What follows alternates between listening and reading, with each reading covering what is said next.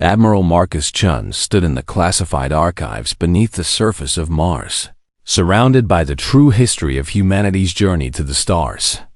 Very few people knew this place existed, and even fewer understood what the records here meant for the future of the galaxy. He had been summoned here by Earth's Central Command after the Veloth began their invasion 3 days ago. 3 human colony worlds had fallen, and millions of his people were now prisoners of an enemy that saw them as nothing more than future slaves. The holographic displays around him showed images from 150 years ago, when humanity had first discovered faster-than-light travel.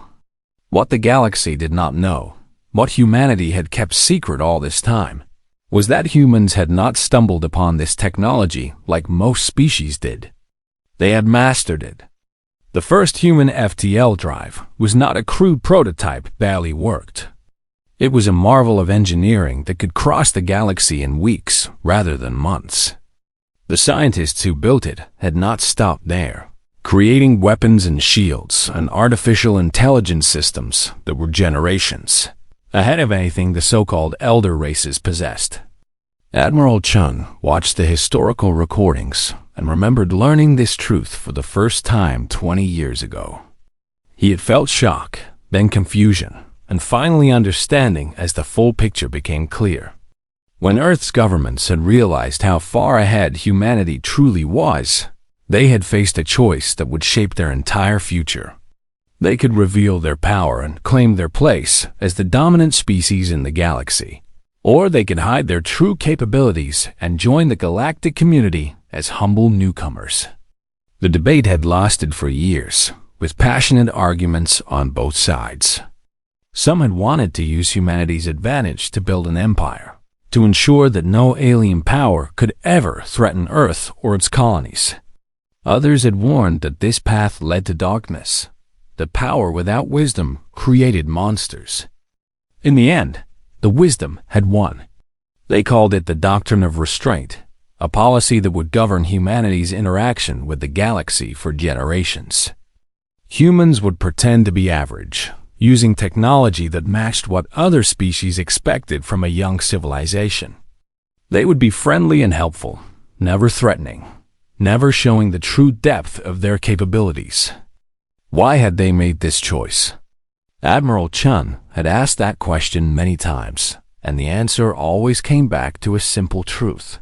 Humanity had studied history, both their own and that of every alien species they could find. They had seen what happened to empires built on power alone. The Veloth had once been a minor species, humble and peaceful. Then they had discovered ancient weapons in a dead civilization's ruins and used them to conquer their neighbors. Now they were the most aggressive power in the Concord, feared but never truly respected, always looking for new victims. Humanity had looked at the Veloth and seen what they could become if they let their power corrupt them. They had decided that being underestimated was better than being feared, that earning trust was worth more than demanding obedience. But now that choice was being tested. Admiral Chun closed the historical files and opened the current battle reports. The news was exactly as bad as he had feared. Human defense fleets, using the approved Concord-level technology they showed to the galaxy, were being pushed back across every front. The Veloth had committed over 2,000 warships to the invasion, and they were not taking prisoners in the traditional sense. They were taking slaves, rounding up human civilians by the millions and transporting them to work camps, where they would spend the rest of their lives in chains. A message had arrived from Veloth High Command just hours ago, broadcast to every human world. "Your species will serve the Dominion," the Veloth leader had declared. "Resistance is pointless because we are stronger, we are older, and we are your masters now. Accept your place or be destroyed." Admiral Chun felt cold rage building in his chest, but he controlled it as he had been trained to do.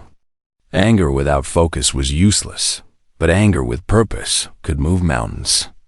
His communication device activated with an incoming message from Earth Central Command. The face that appeared on his screen belonged to Director Sarah Okonkwo, the woman responsible for humanity's most classified operations. "Admiral Chun," she said, her voice carrying the weight of the moment. "I am contacting you to inform you that the Global Council has reached a unanimous decision." Chun felt his heart beat faster because he knew what was coming.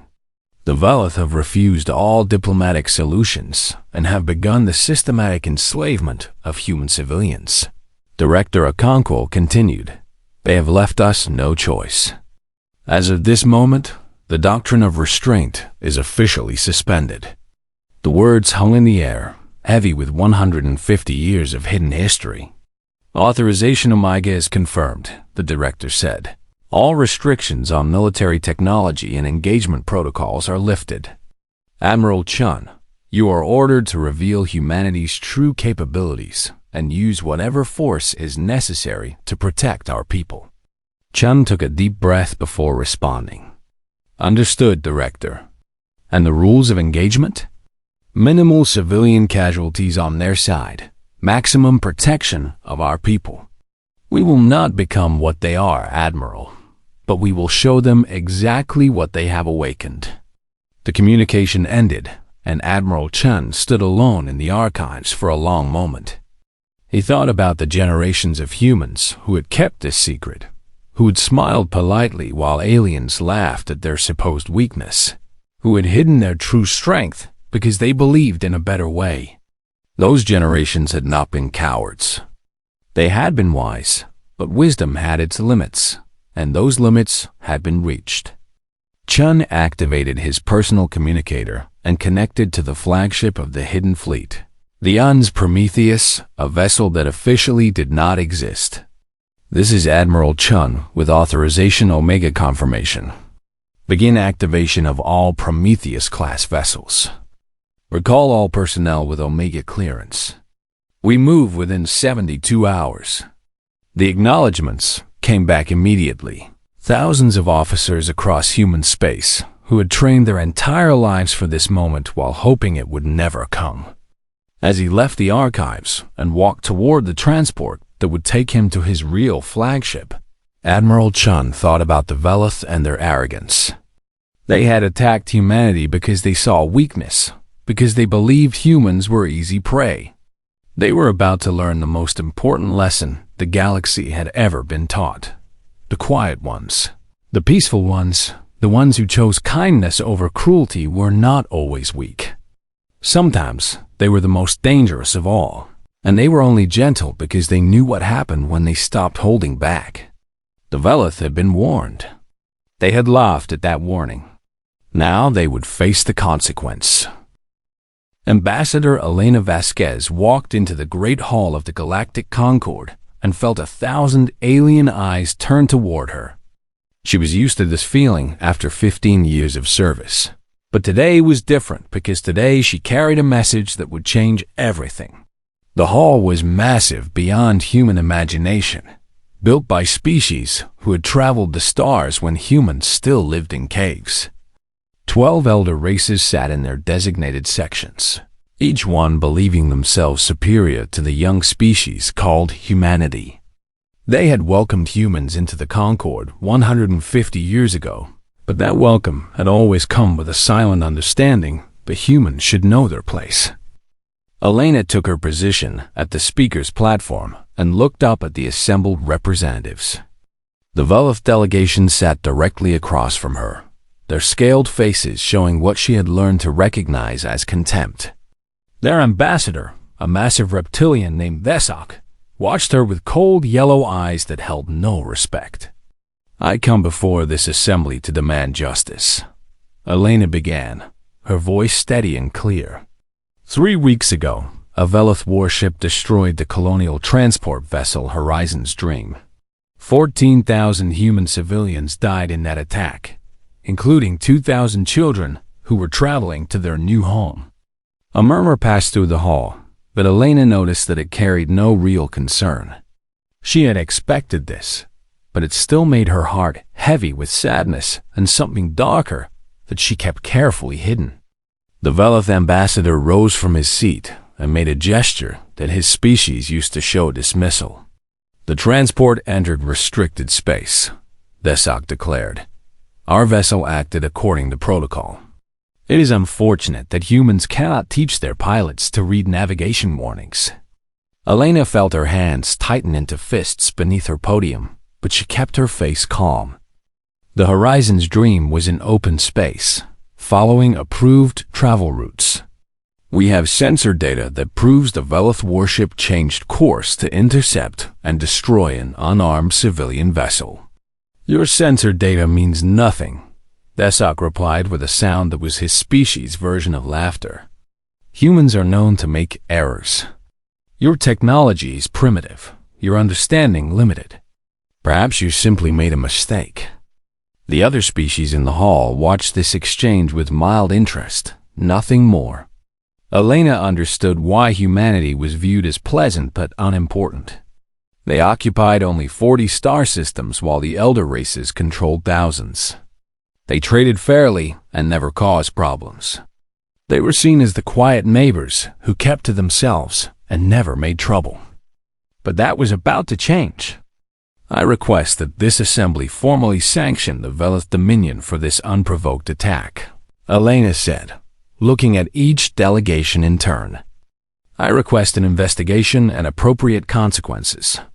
The assembly speaker, an ancient being from a species so old that they had forgotten more history than humanity had ever known, made a sound of dismissal. The Concord notes your complaint. However, without conclusive evidence accepted by all parties, we cannot take action against a senior member species based on the accusations of a minor emergent civilization. Elena had known this would be the response. She had prepared for it, but hearing the words still cut deep because those 14,000 lives meant nothing to these ancient beings who saw humans as barely worth noticing. She took a deep breath and spoke the words she had been authorized to deliver. Then let me make something very clear to this assembly, and I want my words recorded in the permanent archives. The hall grew slightly quieter as something in Elena's tone caught their attention. Humanity has operated under self-imposed restrictions since we joined the Galactic Concord, she said, her voice carrying to every corner of the vast chamber. We chose peace. We chose to be good neighbors. We chose to limit ourselves because we believed that cooperation was better than conflict. Desak made another dismissive gesture. Restrictions, he repeated with amusement. What restrictions could a species as young as yours possibly need to impose? Elena ignored him and continued. We are asking formally and for the permanent record that the Velith Dominion face consequences for murdering our people. We are asking because we want to resolve this peacefully. We are asking because the alternative is something this galaxy has never seen. Now she had their attention, though it came with confusion and the beginning of amusement. If humanity is forced to defend ourselves without restriction, Elena said, making sure every word was clear, we will not hold back. And this galaxy is not ready for what that means. The silence lasted for 3 heartbeats before the laughter began. It started with the Velith and spread to other delegations, each species showing amusement in their own way. Even the ancient assembly speaker seemed to find her words funny. Desak stepped forward, his massive form radiating confidence and contempt. Listen to the human, he said to the assembly. These hairless prey animals believe they can threaten us. They have 40 systems and a defense fleet we could destroy in an afternoon. They trade in basic goods and build adequate ships. And yet, they speak of holding back. He turned to face Elena directly. Your species has existed for such a short time. You have accomplished so little. What could you possibly be holding back that would concern the Velith Dominion? Elena met his gaze without fear. I pray you never have to find out. The assembly officially logged her warning and dismissed her request for sanctions. As Elena left the hall, she heard the continued laughter and quiet jokes about human arrogance. She walked through the corridors of the station that served as the Concord's capital, and she felt a strange calm settle over her. She had done what she came to do. She had given them a chance. When she reached her ship, she sent a single encrypted message to Earth. Warning delivered and ignored. Velith show no intention of stopping. Recommend preparation for doctrine suspension. The response came within minutes. Understood, Ambassador. Pray they come to their senses. But prepare for the alternative. Elena looked out at the stars as her ship prepared to depart, and she thought about what was coming. Humanity had hidden its true nature for 150 years. They had pretended to be average, to be harmless, to be just another young species finding its way. But that mask was about to fall, and when it did, the galaxy would learn why humans had been so careful to keep it on. They would learn what humanity had been protecting them from all along. The warning had been given. The choice now belonged to the Velith. High Commander Thezok of the Velith Dominion stood on the bridge of his flagship and watched the human counterattack begin. What he saw made no sense, and for the first time in his long military career, he felt something that his species had not experienced in 10,000 years of conquest. He felt confusion, followed quickly by the first cold touch of fear. The human ships had appeared from faster-than-light travel directly inside his formation, a maneuver that every species in the galaxy knew was impossible. FTL drives could not be calibrated with enough precision to exit within a combat zone. The gravitational interference alone should have torn those ships apart. And yet there they were, 200 human vessels sitting calmly among his 2,000 warships as if they had simply appeared by magic.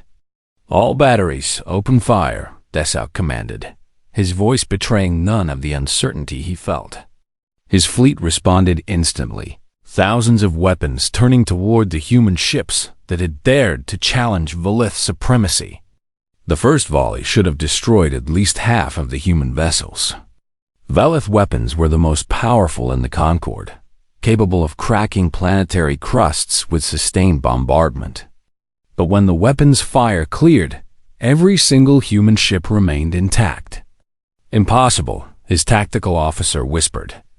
Their shields are absorbing everything we throw at them. Thezok watched as the human ships began to change. Their outer hulls, the familiar designs that matched standard Concord engineering, started to break apart and fall away like a snake shedding its skin. What emerged from beneath those false exteriors made his blood run cold. The true human warships were beautiful in a terrifying way, sleek and black as the void between stars, covered in weapon systems that did not match any known classification. They moved with a grace that seemed almost alive, turning and positioning themselves with perfect coordination. Then the humans returned fire. Thezok had seen many weapons in his career. He had commanded the destruction of civilizations and watched worlds burn. But he had never seen anything like the beams of absolute darkness that erupted from the human vessels. The weapons did not explode against Velith shields. They simply passed through as if the shields did not exist. Wherever those dark beams touched, matter simply vanished, leaving perfect holes in the hulls of his warships. Within seconds, dozens of Velith vessels were crippled or destroyed. What is happening? Thezok demanded. What are those weapons? No one on his bridge could answer because no one had ever seen technology like this. The weapons seemed to erase matter from existence, leaving nothing behind, not even debris. The battle, if it could be called that, lasted only 6 hours. When it was over, the Velith fleet in the Kepler system had been reduced from 2,000 ships to scattered wreckage. The humans had lost nothing, not a single vessel, not a single life. Thezok had escaped on a small transport, fleeing the destruction with a handful of survivors. As he watched from a safe distance, he saw the human fleet move to liberate the colony they had come to save. Their ground forces descended in dropships, and what happened next was somehow even more impossible than the space battle. Human soldiers emerged wearing powered armor that made them tower over the Velith guards. They moved with speed, that should not have been possible for any biological creature. And when they were shot, they simply kept coming. The weapons fire that should have killed them bounced off personal shields that flickered with golden light. The liberation of the Kepler colony took less than 3 hours. Every human prisoner was freed. Every Velith soldier was captured or killed. And the occupation that was supposed to last forever ended in a single afternoon. Across the galaxy, other species watched the battle recordings in stunned silence. The Galactic Concord had monitored the invasion closely, expecting to see the Velith crush another young species.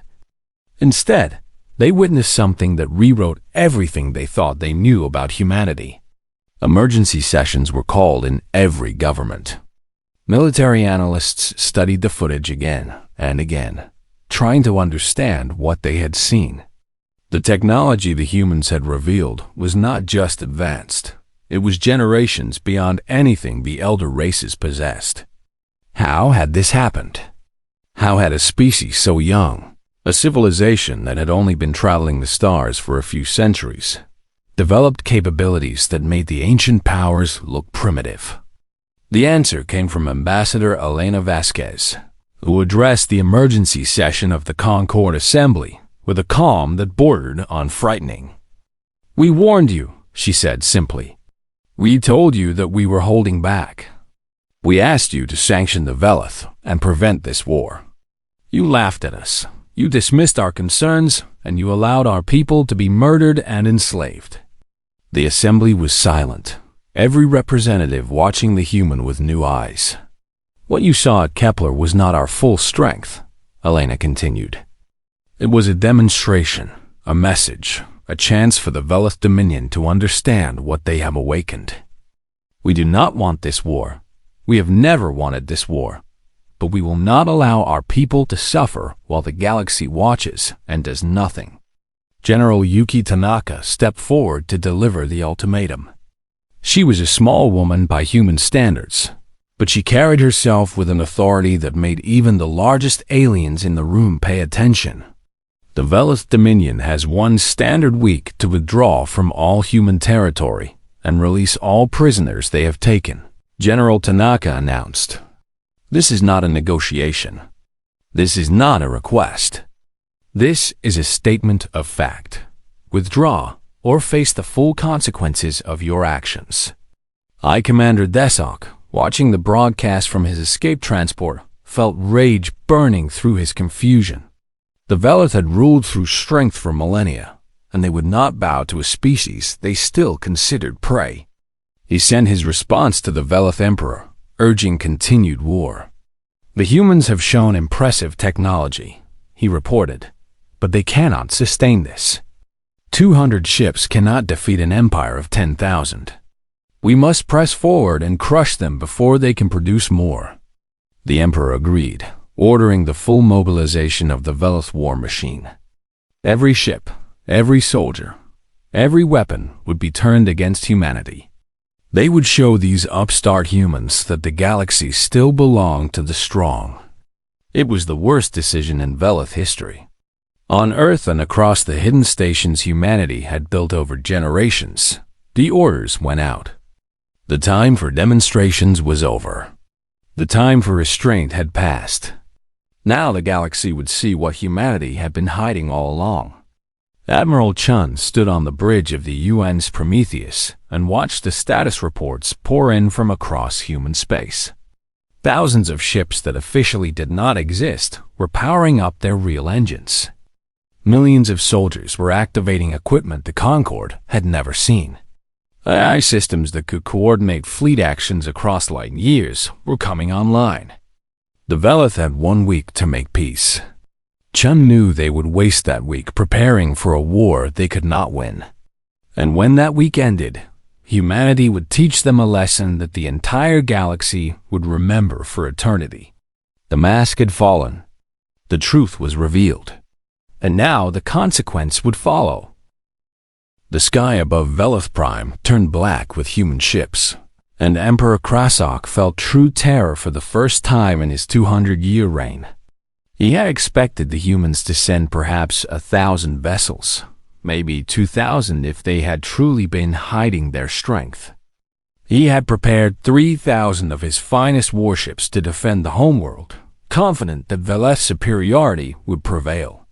Instead, he watched his tactical display fill with contacts until the computer could no longer count them accurately. The best estimate his officers could provide was somewhere between 40,000 and 50,000 human warships, appearing from FTL points all around his planet simultaneously. How is this possible? The Emperor demanded. Where did they come from? No one could answer him because no one understood what they were seeing. The humans had hidden construction facilities across the galaxy for over a century, building and waiting, preparing for a day they had hoped would never come. Operation Prometheus began at exactly midnight, Veleth Standard Time, and it was the most coordinated military action in galactic history. Admiral Chun commanded the assault from the ends Prometheus, watching as humanity's true fleet moved into position. Each ship knew its role, each weapon knew its target, and the artificial intelligence systems coordinating the attack ensured that nothing was left to chance. All units, begin the operation, Chun ordered, and the galaxy changed forever. The Veleth defensive fleet lasted only 4 hours. They fought bravely, as their warrior culture demanded, but bravery meant nothing against an enemy with superior technology, superior numbers, and superior strategy. The human weapons passed through Veleth shields like they did not exist, and the Veleth weapons could not even scratch human hulls.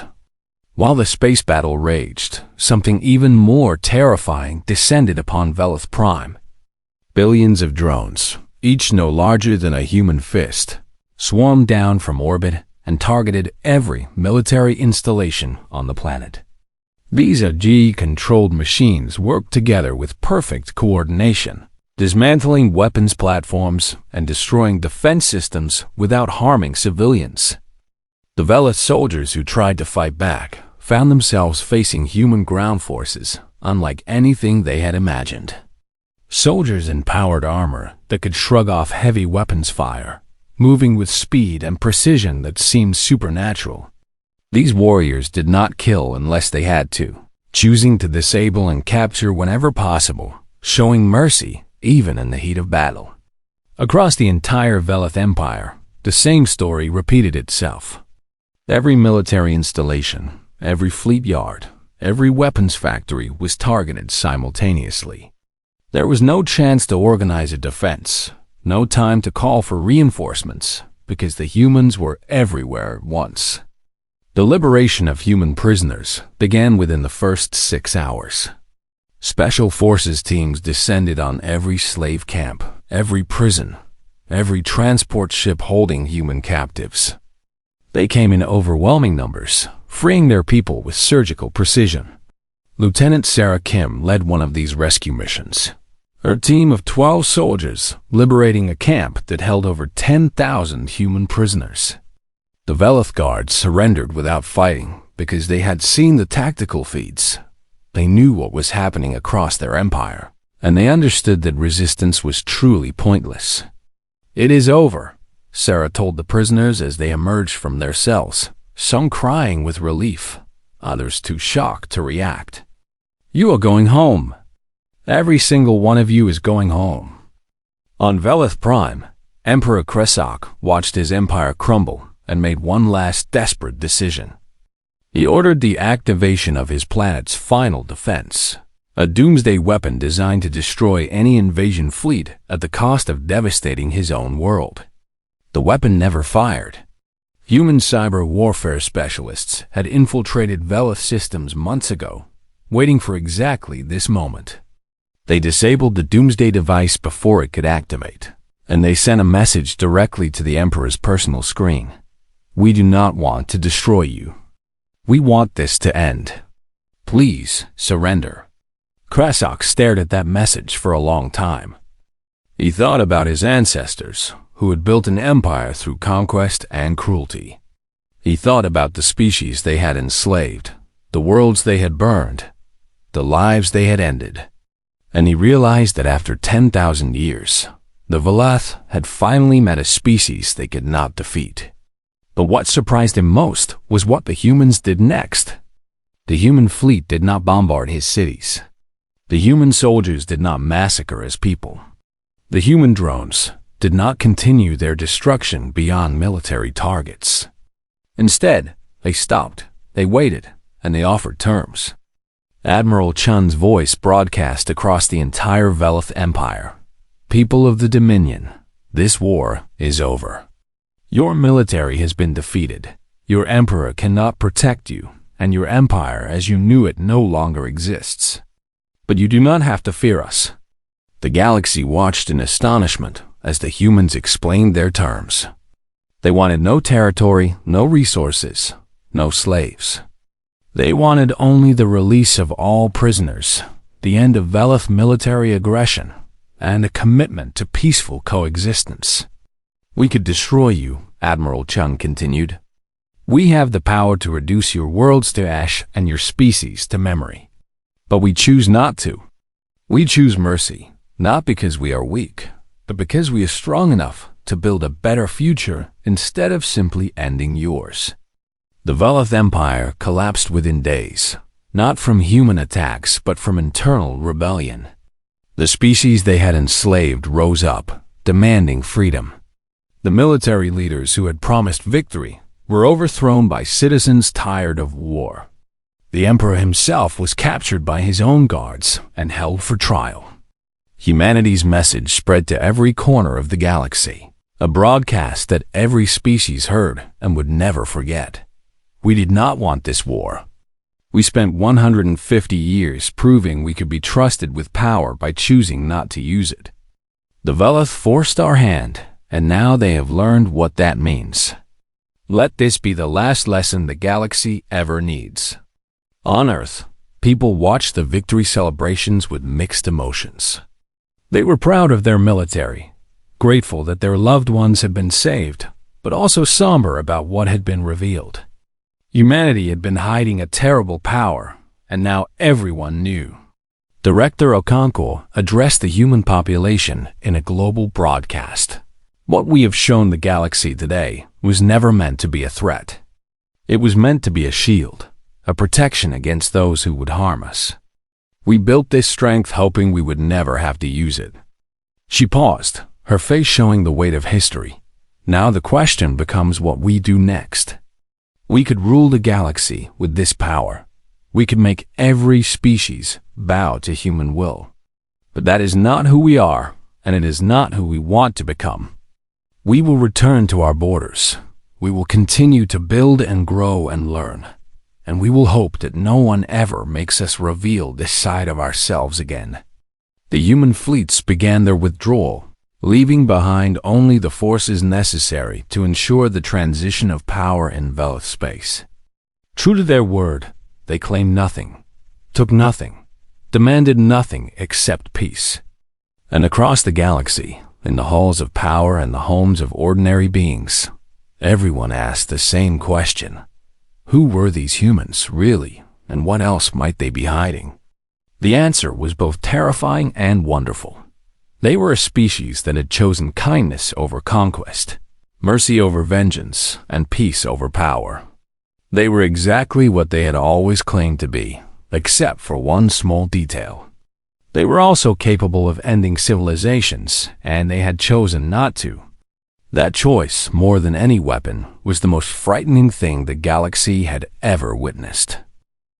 1 year had passed since the fall of the Veleth Empire, and Ambassador Elena Vasquez walked into the Great Hall of the Galactic Concord for what she knew would be the most important speech of her life. The hall looked different now. The Veleth section sat empty, their species still rebuilding from civil war and the consequences of their aggression. But more importantly, the way the other species looked at humans had changed completely. There was no more contempt, no more amusement, no more dismissal. Instead, Elena saw something far more complex. Respect mixed with fear, admiration mixed with uncertainty, and curiosity mixed with caution. The galaxy had watched humanity reveal its true power, and now everyone wanted to know what the humans would do with it. She took her place at the speaker's platform, the same spot where she had delivered her warning 15 months ago, and she began to speak. 1 year ago, I stood in this hall and warned the Galactic Concord that humanity was holding back. You laughed at me. You dismissed my warning. You allowed the Velith to invade our territory and enslave our people. Today, I come to you not to remind you of that failure, but to discuss the future. The representatives leaned forward in their seats, every species paying attention with an intensity that humans had never received before. In the past year, humanity has had the power to conquer this galaxy, Elena continued. Our fleets could reach any world within weeks. Our weapons could crack any defense. Our soldiers could defeat any army. We had the opportunity to build an empire greater than any the galaxy has ever seen. She paused, letting her words sink in. And we chose not to. The silence in the hall was absolute. We have not claimed a single new system beyond our original territory. We have not demanded reparations or tribute. We have not installed puppet governments or seized resources. We have not forced any species to bow to human rule. Elena looked at each delegation in turn, making sure they understood the weight of what she was saying. Instead, we have spent this year helping to rebuild what the Velith destroyed. We have provided food and medicine to worlds that were caught in the crossfire. We have offered refugee status to the species that the Velith once enslaved. We have proven, through our actions, that power does not have to corrupt. A murmur passed through the hall, but this time it was not dismissive. It was contemplative, even hopeful. Today, humanity comes before this assembly with a proposal. We call it the Prometheus Accords, and it represents our vision for a better galaxy. Not a galaxy ruled by fear, but a galaxy built on cooperation.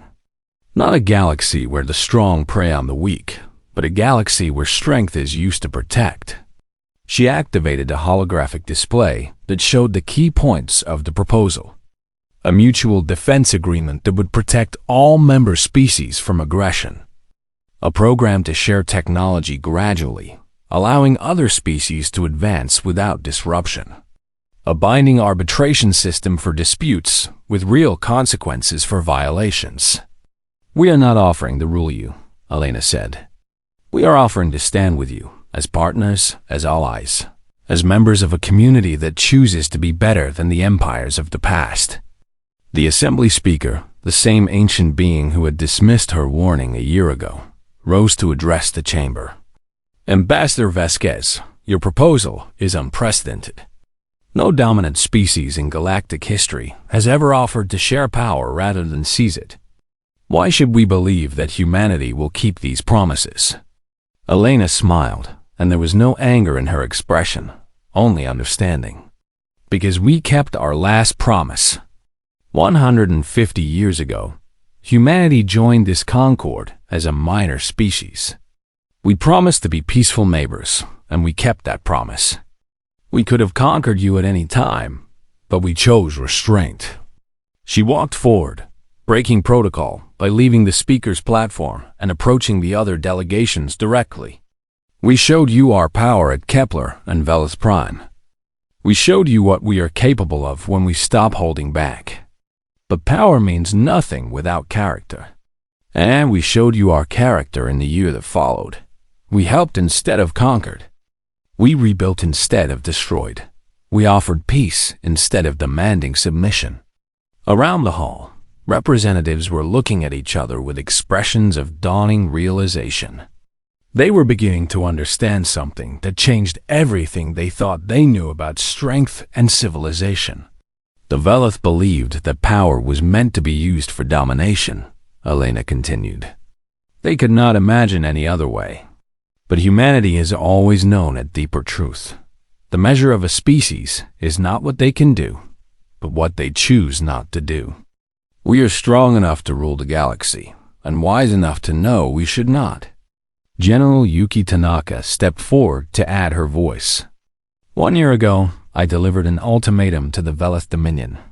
Today, I am here to deliver something different. An invitation. Humanity does not want to stand above the galaxy. We want to stand beside it. The assembly began to debate, and for the first time in galactic history, the debate was not about how to contain a powerful species or how to resist domination. Instead, it was about whether the galaxy was ready to trust a species that had proven itself worthy of trust. Outside the hall, something unexpected was happening. Velith refugees, survivors of the collapsed empire, had gathered to petition for admission to human space. They carried signs and banners asking for acceptance, not as slaves, but as citizens. They had seen how humanity treated even their enemies, and they wanted to be part of that vision. When Elena learned about this demonstration, she asked for it to be shown to the assembly. The image of Velith, the species that had tried to enslave humanity, now begging to join them, was more powerful than any speech. "This is what we offer the galaxy," Elena said, as the holographic image played. Not fear, not subjugation, but hope. A future where power is used to protect instead of oppress. A future where strength serves peace instead of war. A future that we can build together. The vote came 3 days later, and it was not unanimous. Some species still feared humanity too much to trust them. Some resented having their perceived superiority revealed as illusion. Some simply could not believe that any species with such power would truly restrain themselves. But the majority voted yes. The Prometheus Accords were adopted, and humanity officially became the galaxy's protector rather than its ruler. Admiral Chun watched the vote from Earth, surrounded by the officers who had led the war against the Velith. "We did it," he said quietly. "We proved that it was possible." Director Okonkwo stood beside him. "The hard part is just beginning. Now we have to live up to these promises for the rest of our history. Can we really do that?" Chun thought about the question for a long moment before answering. "I do not know if every generation will make the right choice. I do not know if humanity will always resist the temptation to use our power for selfish ends. But I know that we have proven it is possible, and that proof will echo through history." He looked out at the stars, the same stars that humanity had watched for thousands of years before finally reaching out to touch them. We were warned by our own history about what power could do. We were taught by the mistakes of others about what empires become. We made a choice to be different, and today, we showed the galaxy that choice was real. In the Great Hall of the Concord, Ambassador Elena Vasquez accepted the thanks and congratulations of species who had once laughed at her. As she walked through the crowds of aliens who now looked at her with respect, she thought about the future. Humanity had revealed its true strength, and that revelation had terrified the galaxy. But then humanity had revealed something even more important, its true character. And that revelation had given the galaxy hope. The warning had been given. The warning had been ignored. The consequence had followed. But in the end, the consequence was not destruction or domination. It was the birth of something new, something better, something that had never existed before. It was a galaxy where the strongest species used its power to protect rather than prey, to build rather than destroy, to unite rather than divide. And it all began because humanity had learned the most important lesson. True strength is not in what you can do. It is in what you choose not to do, and in what you choose to do instead.